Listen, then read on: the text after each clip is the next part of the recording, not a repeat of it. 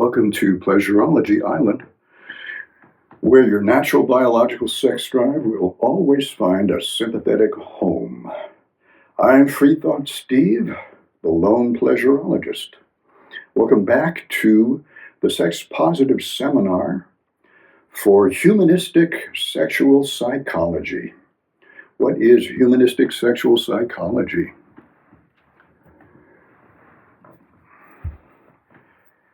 It's an exploration of the ways in which we can, all of us, as individuals and as partners, the ways in which all of us can learn how to fully actualize our own personal potential for sexual pleasure. Let me repeat that with hopefully fewer interruptions.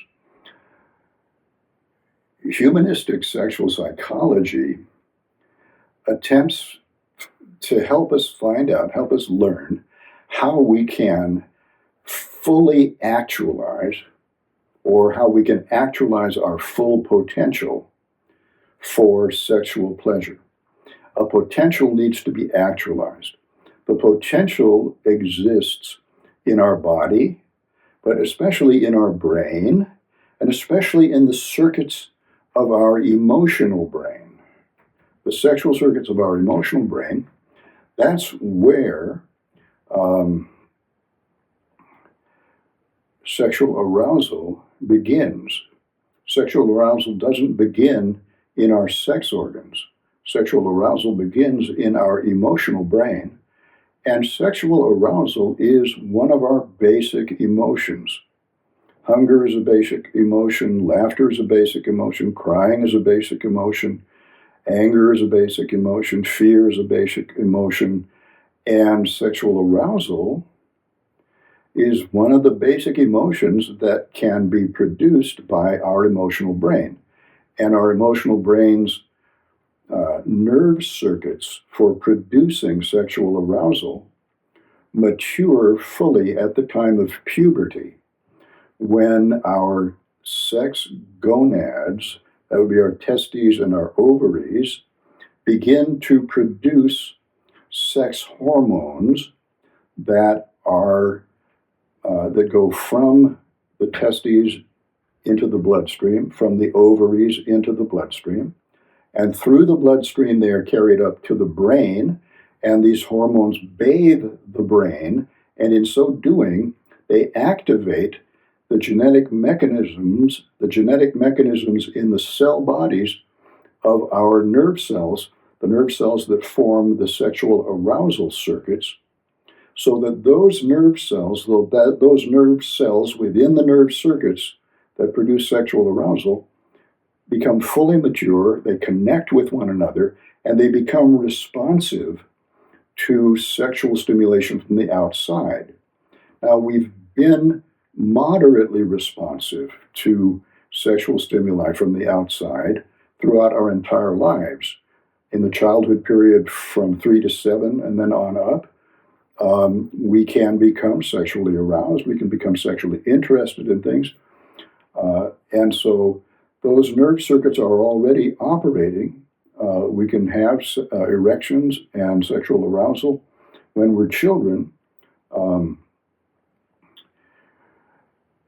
but those same nerve circuits fully develop at puberty when when the brain is bathed in sexual hormones. And so it's at that point when our body becomes spontaneously sexually aroused by situations, persons, and events in the environment that trigger the sexiness recognition centers of our emotional brain to say, oh yeah, I recognize this as a sexy situation. I recognize this as a sexy person. And I recognize that, if we were to take our clothes off together and look at each other's bodies, that would be a sexy thing to do. That's our first sexual impulse as children. And that continues to be a sexual impulse at puberty. It becomes even more powerful, fantasies about taking off our clothes and being with someone naked who matches the sexiness recognition template in our emotional brain, that will arouse our sexual arousal circuits in our emotional brain. The sexiness recognition centers will say, yeah, this is a match for my inborn, innate definition of a person who is sexy and a situation that is a sexy situation and an activity that's a sexy activity. When we can match one of the templates, and there are many templates in our emotional brain, when we can match one of those templates, or two or three of them at the same time, our sexiness recognition center tells the emotional brain, yeah, this is a situation that deserves the emotional response of becoming sexually aroused. And then the emotional brain will go ahead and send emotional output. You see, the outside stimulation is emotional input. The sexy stimulation is emotional input that our sexiness recognition centers recognize. And then our emotional brain sends emotional output, sexiness output, sexual arousal output. And where does it send that output? It sends it down the nerves of the autonomic nervous system to the blood vessels, the arteries that allow blood to flow into the sex organs. And it opens up those blood vessels so that the heart can pump blood easily into our sex organs, which creates erection of the penis, erection of the clitoris, and vaginal lubrication. All of these things occur because the emotional brain sends nerve impulses down the autonomic nervous system, a particular branch of the nervous system that goes to the sex organs to cause physical sexual arousal by allowing blood to flow into our sexual organs. At the same time, the emotional brain sends emotional output to consciousness, so that in our consciousness, we get an emotional feeling of being sexually turned on. This is a euphoric feeling. It's a pleasurable feeling. It's a delightful feeling. It's a nice feeling. It's a feeling we enjoy. And at the same time, we get sexual urges. We get the urge to do something sexy in response to the sexual situation that has turned us on to begin with. For instance, taking one's clothes off and showing one's body to someone who is sexy, who is perhaps already showing their body to us. And so that's the sort of thing that when my mom was showing her body in a sexy way to me when I was 11 years old, 12 years old, and had just hit puberty, just started having orgasms, which she knew about because she was changing my sheets every week, washing my sheets, and could see the semen stains all over my mattress. And so she knew that and she'd seen my penis erect, at lunchtime a year or so earlier when she pulled down my pants, thinking that I was trying to scratch a patch of dry skin on my crotch, whereas in fact I was trying to make room for my expanding penis inside a pair of tight blue jeans. And so when she pulled down my pants to investigate, out popped my erection.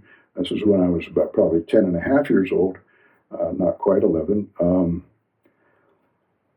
And so she knew that I was already having erections, and then she saw the semen stains on my mattress, and so she knew that I was masturbating and I was ejaculating every night, and so she found it erotically exciting for herself to allow me to catch her in states of undress or half dress, walking around just in a pair of panties, nice pair of white panties, but topless, walking around the house wearing just a bra, no panties at all, which was even more a turn on to me because I really focused on my mom's pubic area. Although I had seen her naked over the years, but now that I, was learning to give myself orgasms at night, I had become much more interested in my mother's body, the only female body that I had personal access to seeing, the only female body I had the opportunity to see, and so she was enjoying giving me sexual stimulation. She had started doing this back in her own teen years with her brothers at home, and then had done it with my father for a while after they were first married. Even though they weren't having sex, she enjoyed teasing him by walking around in transparent lingerie of different types, which made him masturbate, which made him guilty because he was a minister and he wasn't supposed to do that, which gave him a duodenal ulcer in his stomach. But anyway, that was her way of having fun. She was trapped in a marriage. She couldn't divorce my father. You can't divorce a minister. It'll ruin his career. She felt that social conventions would be too shocked. And my mother was unfortunately never one to want to shock social conventions. She was a rebel in private. So she was a rebel around the house, but she didn't want to shock social conventions by divorcing my father. But then my father gets arrested in the UCLA library for looking up a girl's skirt with a pocket mirror under the table, when he's in his mid-30s and he's looking up, 20-year-old college co-ed skirts with a pocket mirror. So he gets arrested. And so this becomes a shameful thing that's now known in the Presbyterian church circles in Hollywood where they were living at the time. And all of a sudden, my father's an outcast from that society. And he, to make amends for that, starts going off to India to try and convert the heathen and go far and far away from his sexual shame at home, the scandal that had happened. But my mom has basically given up on him. So she has boyfriends in Los Angeles for a couple of years. And then my father comes back from India, and he finds out about her boyfriends probably. So he moves the family up to a smaller city outside of Los Angeles, about an hour and a half away.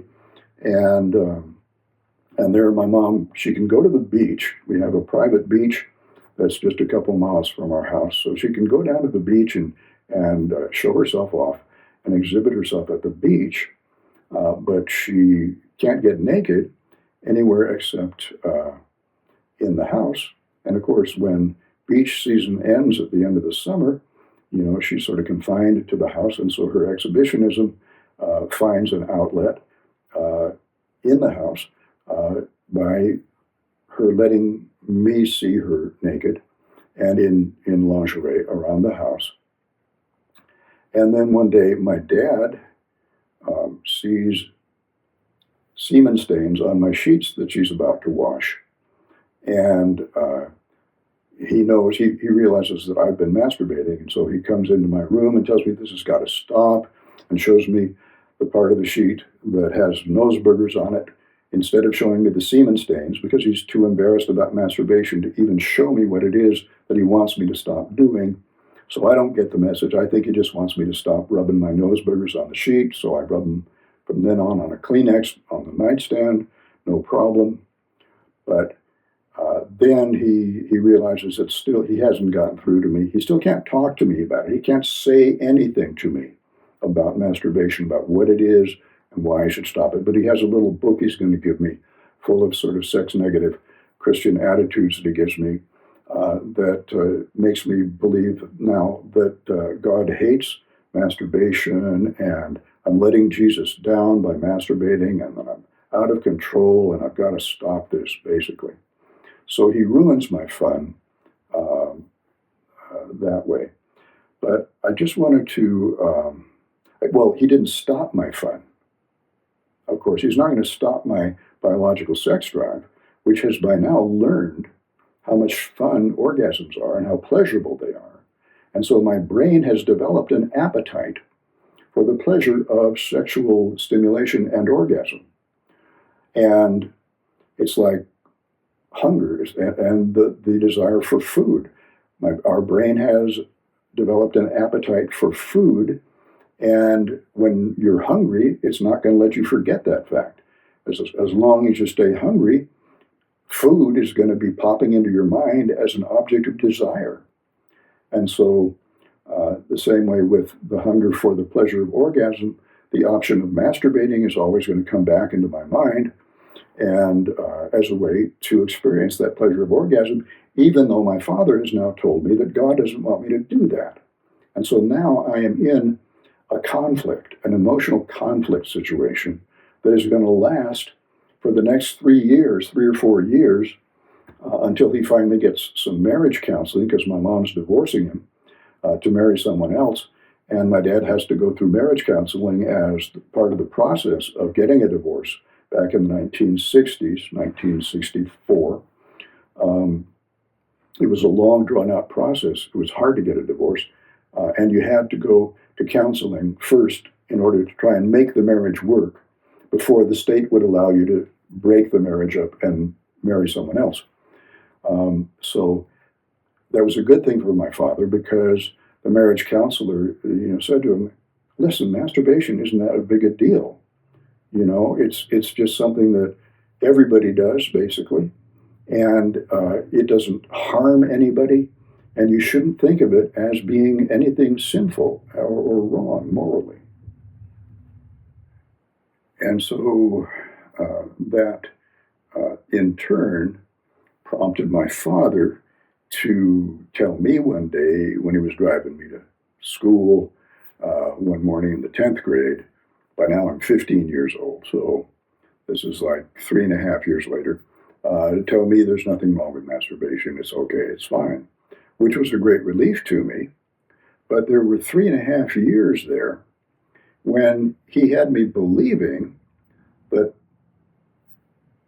I was a terrible, terrible sinner for masturbating, for satisfying my natural biological sex drive. And that 3 years of anxiety and guilt combined together changed my personality. My personality, and this is true of all of us in our early teenage years, our personalities are forming themselves at that time. And so the emotional attitudes that we develop during these critical years of personality development, right after puberty, are permanent changes. The nerve circuits in our brain actually are physically changed when we spend a lot of our time in anxiety and guilt and fear and shame and self-shame, which is what would happen to me every time I masturbated. And I would try as hard as I could not to masturbate again. And I would say to myself, "Oh, I'm just going to give myself a little bit of pleasure, but by this time, but I'm not going to have an orgasm. I'll give myself pleasure, but I'm not going to have an orgasm." And by this time, I had changed. I needed to be more covert with my masturbation because I felt guilty about it and didn't want to get caught by it. So instead of rubbing my penis on the mattress and imagining I was rubbing it on my mother's naked stomach, instead I turned my penis downward alongside my thigh and was holding it alongside my thigh inside my pajama pants, and rubbing my penis against my thigh, rubbing my thigh against my penis. It's called the thigh friction method of masturbation. And then I would jack off into my pajama pants. And I would say to myself, okay, I'm just going to rub my penis against my thigh a little bit, and just enjoy that, but I'm not going to have an orgasm. And then I would start fantasizing. And by now, I was fantasizing about lots of women other than my mother, but mostly full-grown women. I didn't fantasize at that time about girls my own age. None of them was doing anything sexy enough. I had crushes on girls my own age. I fell in love with girls in my school class, all the time. And I had a series of passionate crushes on different girls in my 8th grade class. But I never masturbated thinking about them. I only masturbated thinking about women who were showing me their bodies in some kind of a sexy way, whether it be in a tennis skirt with white panties or a bikini by the poolside. And in those days, bikinis were much more modest than they are now, but nevertheless, they were still form-fitting. So seeing a woman in a bikini was a sexually stimulating idea. Hearing about my friend Ken's two sisters, 16 and 17 years old or something, walking around his house in their underwear, and him being able to see them. And I could, relate to that easily because I saw my mom walking around the house in her underwear and less.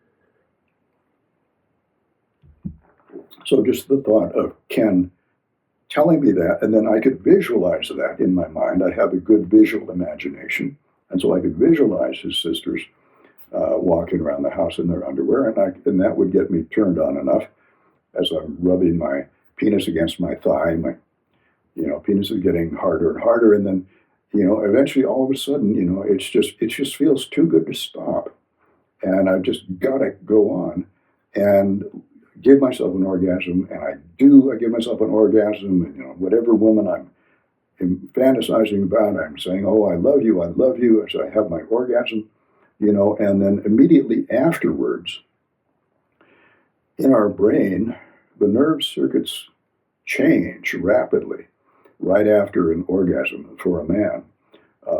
And it feels like your whole energy level drops. Your interest in sex becomes zero.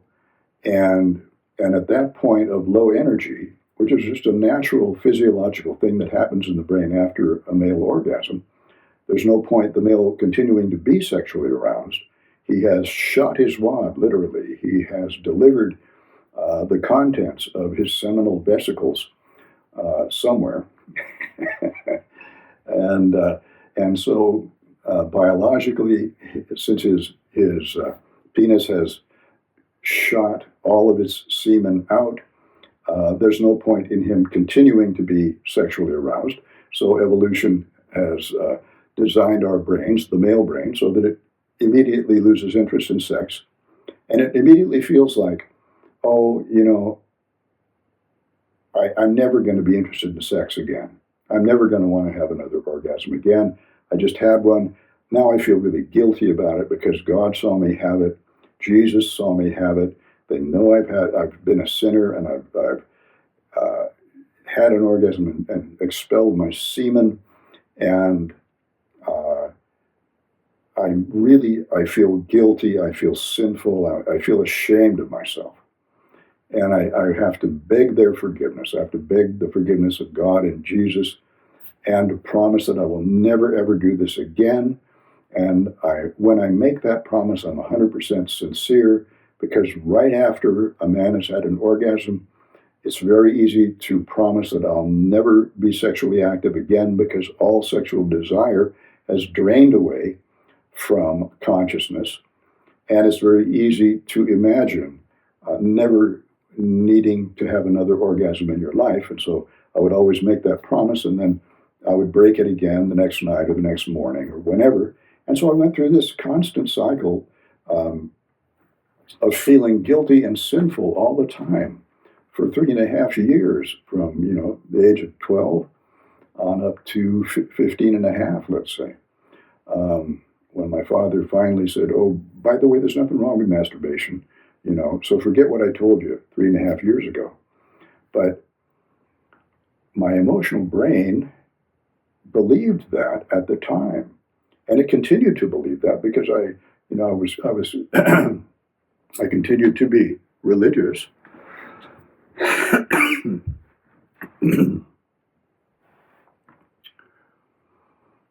So it's not that easy to all of a sudden say to your emotional brain, oh, it's okay now to masturbate.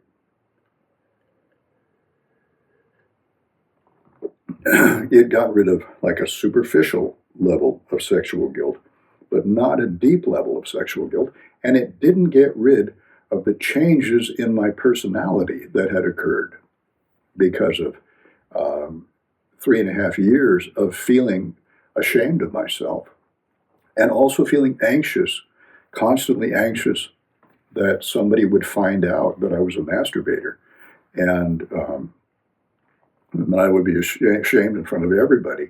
And so there, when you are anxious and guilty, our emotional brain sends out tension into the body, throughout the whole body. It tenses up our muscles. It tenses up our internal organs. It changes the balance of our internal organs functioning. We can have all kinds of problems. Heart rate can get too high, high blood pressure, or stomach problems.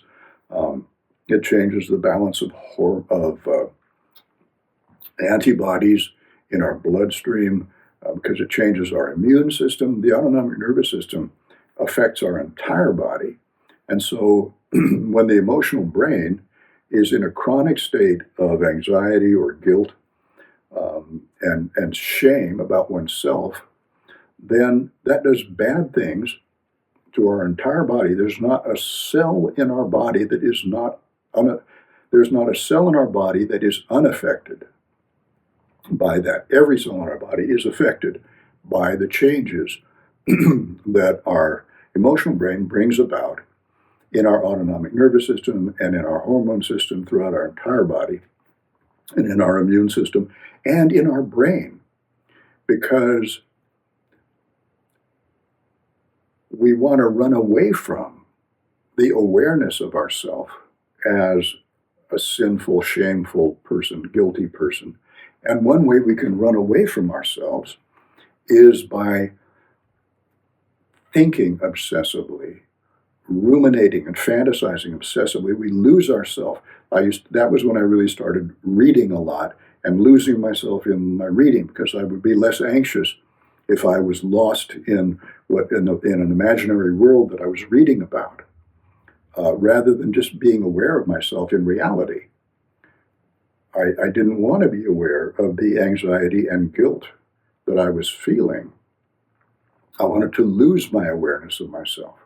And so that made me much more inward turned, introspective. And that was a permanent change in my personality that didn't go away when my father told me, oh, by the way, I was wrong when I told you 3.5 years ago that masturbation was a terrible sin and God and Jesus hate you for it. Okay. And he didn't really go into a big deal about it, because he wasn't even thoroughly convinced himself until a decade later. He told me that actually a Catholic priest that he roomed with for a while, or that he was in the same house with, the Catholic priest was a young guy who was more liberated. He says, and he convinced my dad that masturbation was just a normal thing. We shouldn't even worry about it. But that was way later. So he'd given me some heavy propaganda with that little book, and then he sort of halfway erased it 3.5 years later by saying, don't worry, masturbation's okay. But that didn't undo the habit of chronic anxiety, the habit of chronic shame, and the habit of chronic guilt that I had inside myself, that I had spent 3.5 years hiding from the outside world, hiding my feelings from the outside world, pretending to the outside world that I was innocent and pure and I never did a one wrong thing in my life. I always tried to look like I'd never ever done one wrong thing. And it was just a big lie.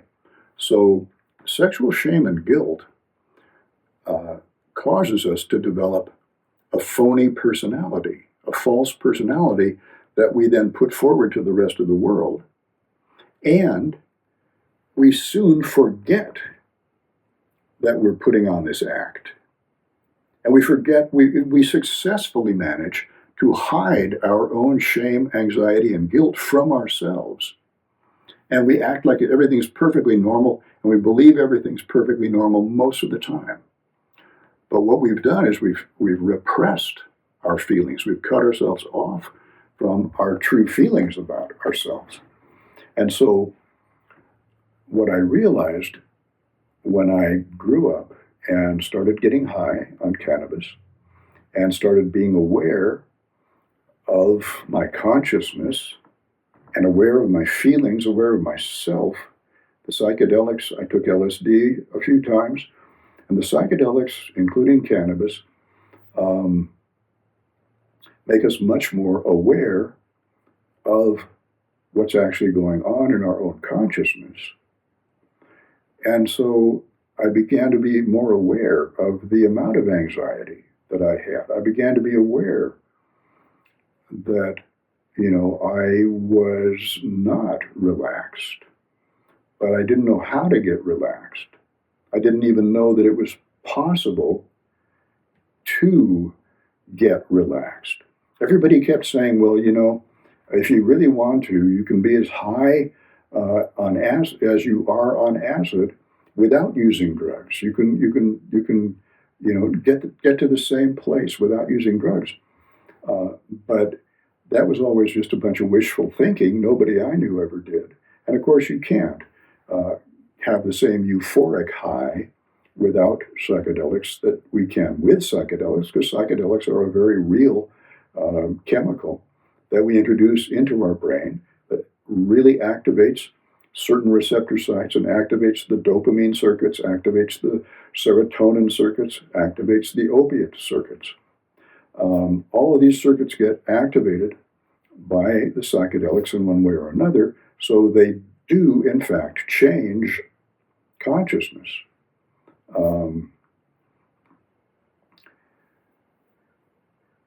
In a way that you can't do just by thinking about it or imagining that it will happen. But what we can do, with the help of cannabis particularly, what we can do is we can learn how to undo the chronic tension and anxiety that we've been feeling if we learn relaxation techniques, which include emotional release techniques. It's not just calming down emotion, but also emotional release techniques and muscular relaxation techniques, as well as emotional relaxation, so that we can calm down our emotional brain. Because of our chronic sexual tensions and conflicts, guilt and shame and anxiety, our emotional brain has developed a habit of operating our anxiety circuits, which then make our anger circuits much touchier, much more liable to go off. Being anxious and feeling guilty and ashamed makes us much more irritable, much more easily angered. And so these are habits that, and we don't know why we get angry so easily. We don't connect it with the emotional tension that comes from having to hide the fact that we masturbate and that we're guilty about it. But in fact, that's what's happening, is that inner tension is making us more irritable and more easily angered. And this is something that we can't just change by intellectually saying, okay, I don't have to feel ashamed about my sexuality anymore, or anxious about it, or guilty about it. So I'm not going to feel that way. No, our emotional brain already has developed the habit of operating the anxiety nerve circuits, the anger nerve circuits, the shame nerve circuits, the guilt nerve circuits, and we have to learn new habits. We have to teach our emotional brain new habits of being emotionally calm and actually feeling calm from head to toe. It's a psychophysical process because it involves our body as well.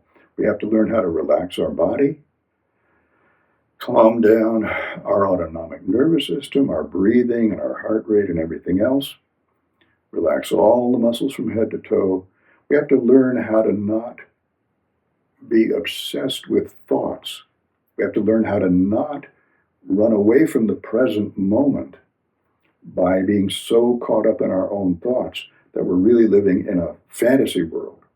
So that's where Zen meditation is good, because Zen is the art of learning how to clear our mind of thoughts for short periods of time and just focus exclusively on what we are experiencing in the here and now moment, the world around us, as well as the feelings we have inside our body, and not get lost in elaborate trains of thought and fantasy.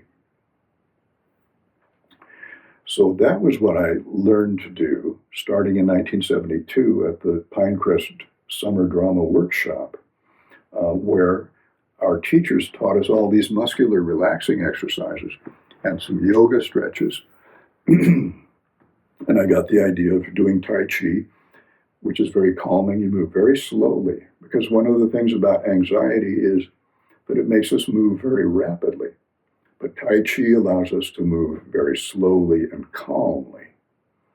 And so I began a process of gradually reshaping my whole organism from the emotional brain outward in order to calm down my emotions, relax my muscles, and get control over the thought stream, the stream of thoughts flowing through my brain consciously.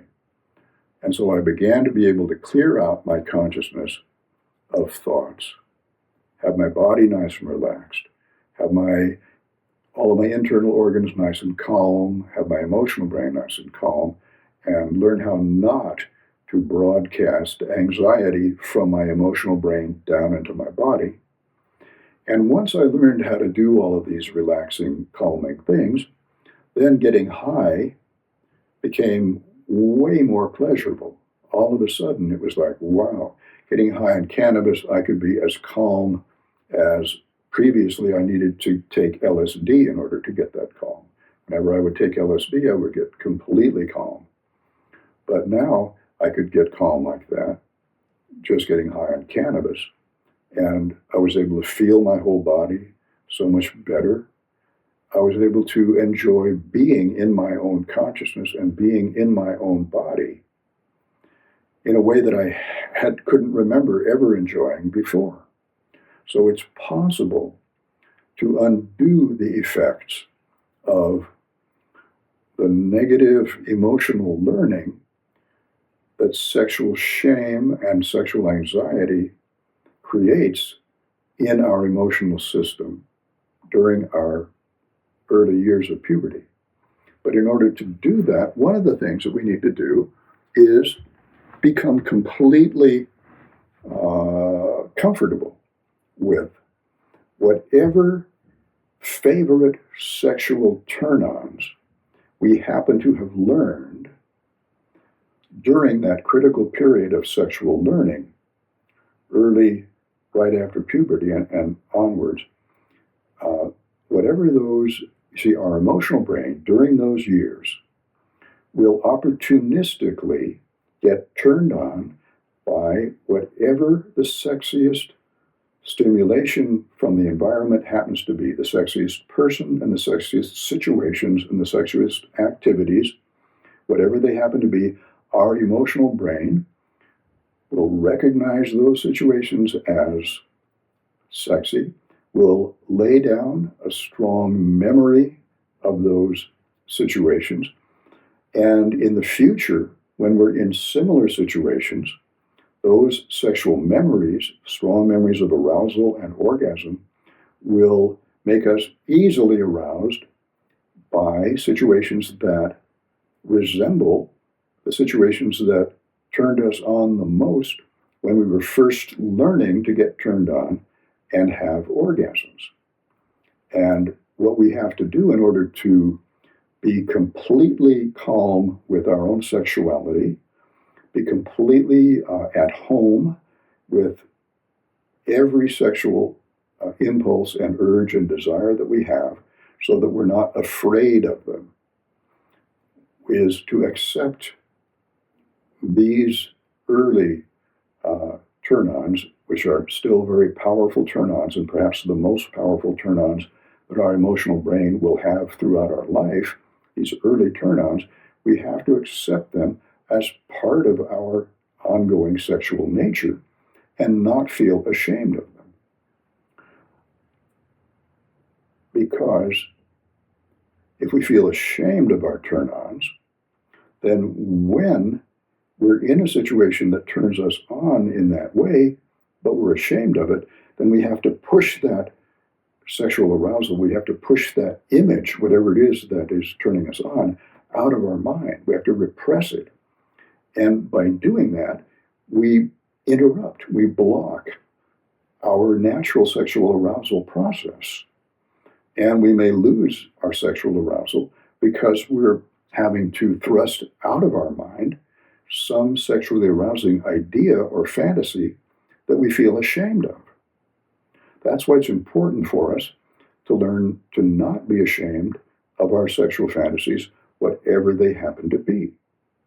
And in my case, of course, these would be fantasies involving my mother and involving her showing me her body in a very sexy way, and me being turned on by that and masturbating about that and having an orgasm about that. Having an orgasm while thinking about her showing her body to me in a sexy way. And now our society, the old school cultural tradition of sexual shame that we've inherited from 2,000 years of mystical thinking and sex negative religion, our whole society says, oh, a boy should not be sexually turned on by his mother. A boy should not be sexually turned on by his sister. A boy should not be sexually turned on by his father or his brother or anyone in the family. And yet, because we live in nuclear families, we live in small families, and that's where we are in the most intimate contact with other human beings, and these are the human beings we feel most socially comfortable with. It is natural that if we have a family member who happens to activate and match the sexiness template in our emotional brain's sexiness recognition centers, then we are going to feel sexual arousal in response to that particular person. And we're going to feel sexual feelings for them. And our emotional brain does not care whether they're a family member or not. That's a sort of an intellectual concept that our emotional brain isn't really concerned with.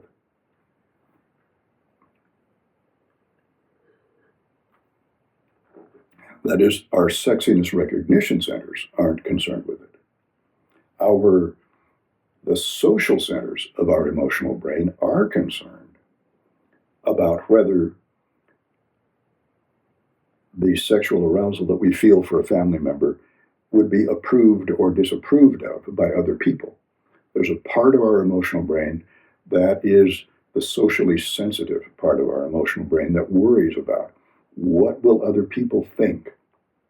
What would they say if they knew that I had sexy feelings for my mother or my sister or my father or my brother, or my cousin or my aunt or my uncle? The emotional part of our emotional brain, the social part of our emotional brain that cares about what other people think and cares, everybody believes that it's wrong for me to feel sexually attracted to my mother. Then I'm going to have an emotional conflict. My sexiness recognition centers are still going to be turned on by my mom if she's walking around the house naked or in, sexy lingerie or something like that. The sexiness recognition centers are going to make me become sexually aroused, but then my social awareness centers are going to make me want to stop that arousal. And so I will have a conflict. And I may succeed in totally suppressing my sexual arousal to my mother or to my sister or whoever. I may succeed in totally inhibiting that sexual arousal. But then that's not a good thing to learn either. because that then can interfere with our sexual arousal later on.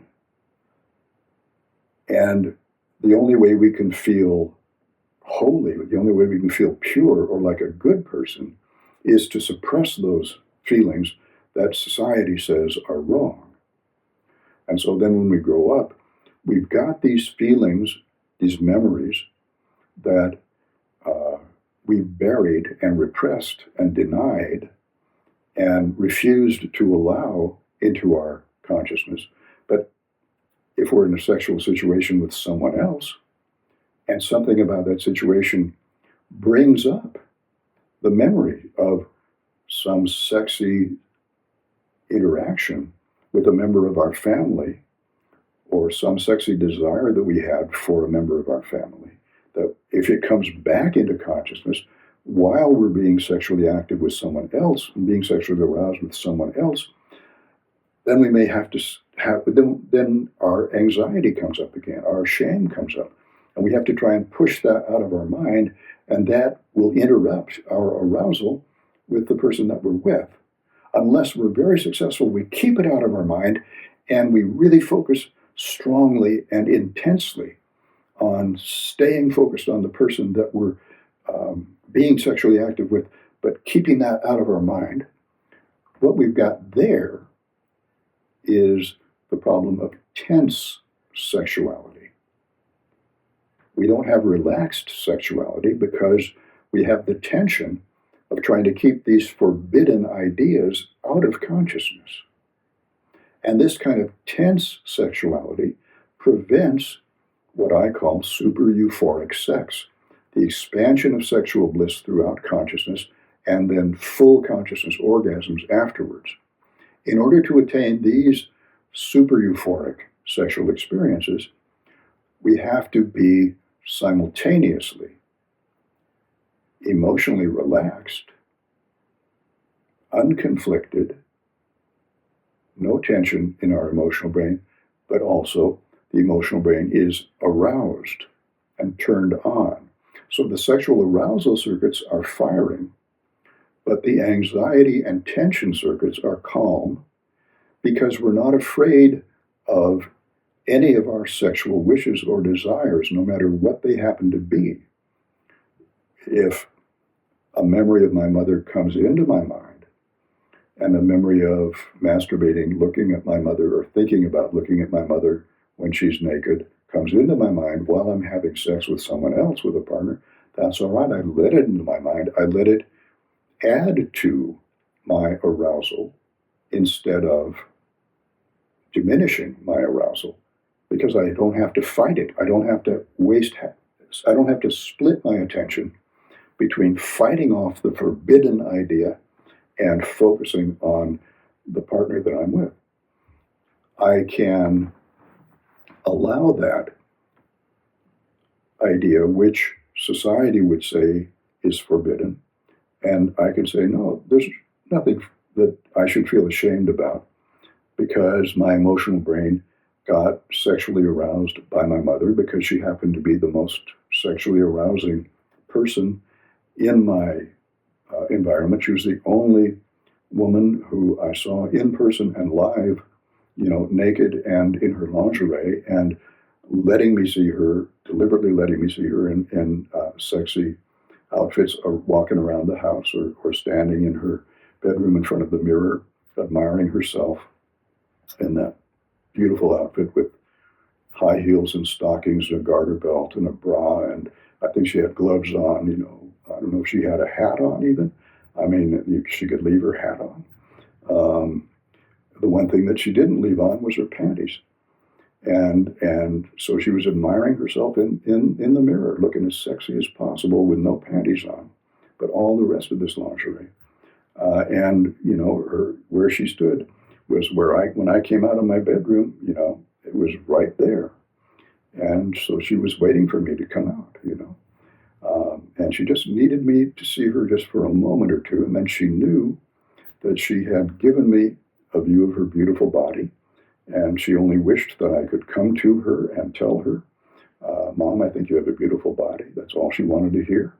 so that she would know that I was thinking about her, and she could think about me thinking about her, and she could have an orgasm thinking about me having an orgasm thinking about her, and everybody would be happy.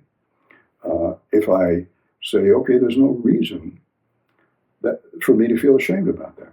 That was an absolutely natural thing for my emotional brain to get turned on by, because I was living in a society that was depriving me of naked women elsewhere.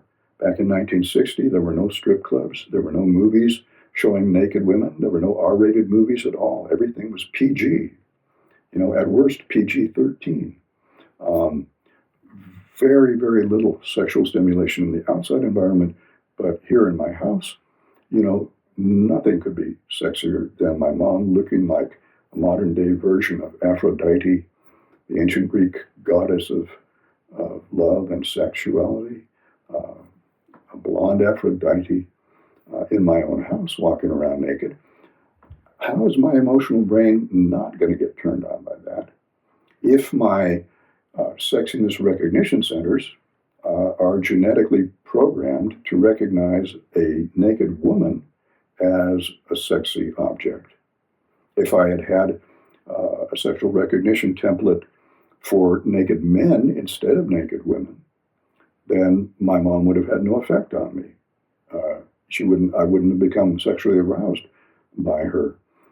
But because I did have a heterosexual sexiness recognition center, it was absolutely inevitable that my brain would become turned on by this beautiful, sexy woman, displaying herself in the sexiest costumes that she could imagine, that she could come up with, and walking around the house that way, or standing in front of her mirror, where I would see her when I came out of my bedroom.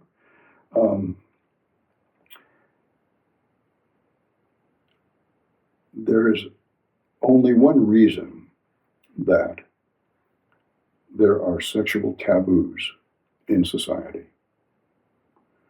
The reason for that is that that we naturally get turned on by those things. All right, there's a taboo against adultery, against having sex with someone else's wife or husband. Okay, why is there a taboo against that? It's because it's natural for human beings to want to do that.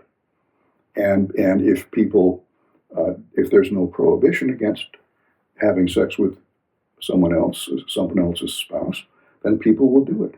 And they will do it even if there is a prohibition against it. They'll just have to be more secretive about it. But the only reason that there's a prohibition against it is because it's a natural human tendency to want to have sex with a variety of people, with a new, fresh partner every so often. That's just a natural part of human nature.